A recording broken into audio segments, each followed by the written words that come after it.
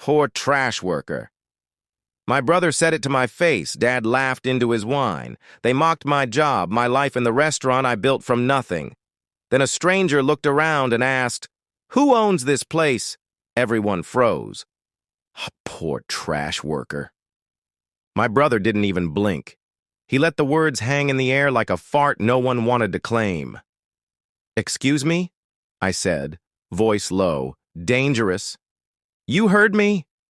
Jordan smirked, swirling his wine like he owned the vineyard. "I'm just saying not everyone's dream is collecting garbage and flipping burgers at a failing food shack." Dad laughed into his glass, a dry cough of Chardonnay and contempt. "You're being dramatic, Jordan. Don't start a war over the truth." I looked at him, at both of them. The linen tablecloth was stiff with formality. The dining room still smelled of old wealth and garlic. Mom had cooked. Jordan had brought the wine. I had brought dessert, and apparently my dignity to be slaughtered. "It's a restaurant," I said finally. "One I built with my own hands, without your help." "Ah, yes," Jordan said, leaning back. "The famous diner no one talks about. Except maybe Yelp." He chuckled. Dad didn't stop him. Neither did Mom. She busied herself in the kitchen, rattling dishes too loudly to be natural. "You know," I said, staring at my brother's perfect teeth, his polished life. "You used to ask me for fries when your dumbass friends were too broke for takeout." He shrugged. "Yeah, well, that was before you decided to waste your life playing chef in the slums." And that's when it happened. A stranger, a man in a crisp button-up who'd been quietly chatting with someone across the room, stood and looked around. "Sorry to interrupt," he said, polite but loud. "But who owns this place?" Every fork paused mid-air. Silence fell. Dad straightened his tie. Jordan blinked. And I didn't say a word. Not yet. "I am Leo. Leo, 25, owner of a restaurant no one in my family ever once visited. Not until now. Not until I hosted this dinner here in the space I built from sawdust and second chances." I smiled at the stranger, one of my regulars, and raised my hand slightly. "I do." He nodded, impressed. "Place looks amazing. Food's even better." I watched my brother's smirk twitch. I watched my father's eyes narrow like he'd just discovered the food he complimented was poisoned. Me? Inside, I was shaking. But outside, I was calm. I had waited for this moment. This was my table now. "Who they are?" "Dad, though." "Charles, 61, corporate lawyer. Taught me to speak only when spoken to." "Jordan, 29, golden child. Took Mom's savings to launch a failed crypto app, but I was the disappointment." "Mom." "Evelyn, 58, quiet, elegant, and complicit. She apologized through actions, never words." "And me?"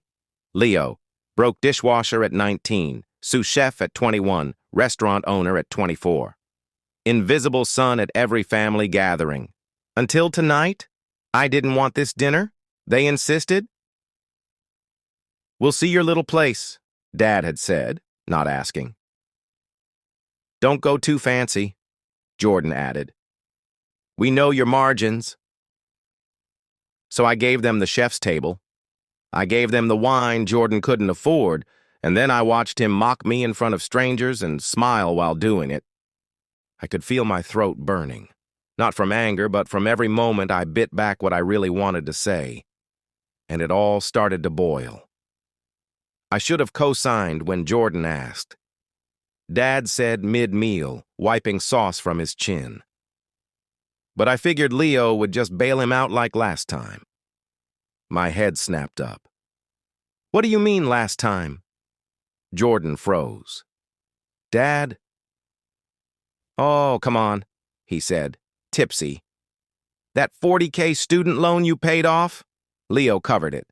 Dipped into his little savings. I told him not to, but he insisted. Said, "Family takes care of family." I was 21. Jordan was passed out drunk when the collections call came. I remember covering the debt and telling myself he'd never do it again. I was wrong. 3 years ago, I had a shot at a second food truck. I needed a down payment. I had the cash, but then Mom called me sobbing. "They'll take the house," she whispered. "He took out a loan in your name, Leo. We didn't know." Jordan. Again, I paid it, quietly, and then I started over from zero. They never brought it up again, never apologized, never even said thank you. And I let it slide because I wanted to believe silence was love. I stood up, calm, reached into my pocket, pulled out a small USB drive. "There's a recording on here," I said, placing it gently in front of my father. "Last week, Jordan talking about how he forged my signature. Again, for the liquor license on his new business." Dad's face drained. Mom dropped a glass.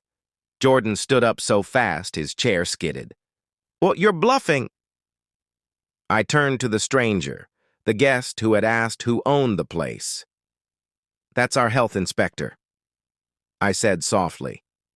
"He just passed my kitchen, but he's also listening." The inspector nodded slowly. "And I'll be looking into your brother's bar, Mr. Charles. You all finally hear me now? Or do you need another file?" Silence, heavy, shattering. Jordan stormed out, slamming the door behind him. Dad sank into his seat like the air had left his body. After dessert, I packed up what was left of my pride and walked toward the door. "Leo." Mom's voice stopped me. I turned.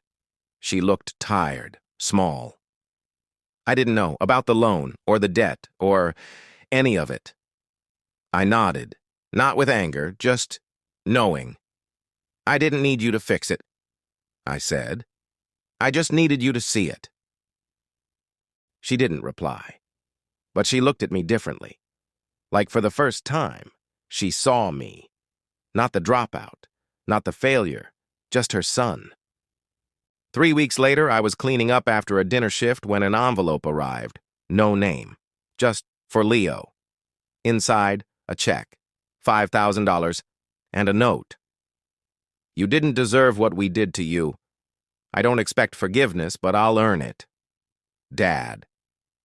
I stared at it for a long time. Didn't cry, didn't smile, but something in my chest loosened. That night, I went home to my small apartment, made a grilled cheese, and sat in silence. And for the first time in years, it was peaceful silence. Not forgotten, not fixed, but healing had started. And this time it began with me.